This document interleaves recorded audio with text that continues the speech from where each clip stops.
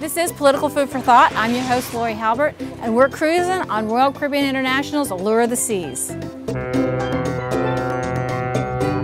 Thanks for joining me today on Political Food for Thought, and I've got some really special things to show you today.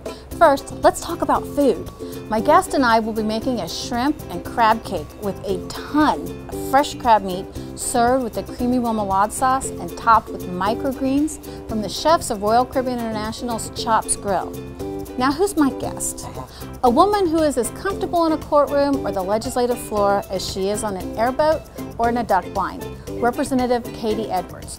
Don't go away because we've got a great show coming up right now.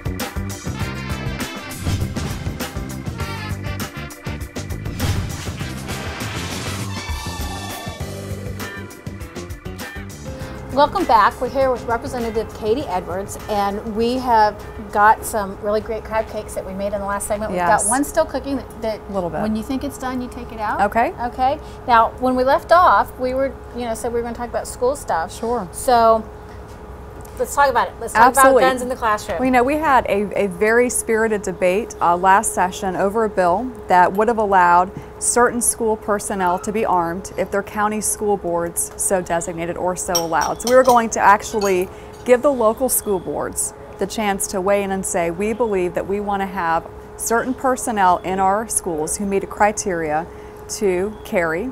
And if there were an attack and law enforcement could not respond in time, you would have these individuals ready and able to respond to an incident in a school.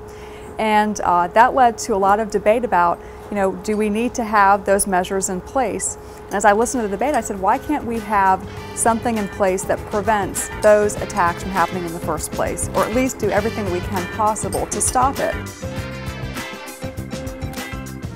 Political Food for Thought is sponsored by Florida Realtors and is partially sponsored by Kaiser University.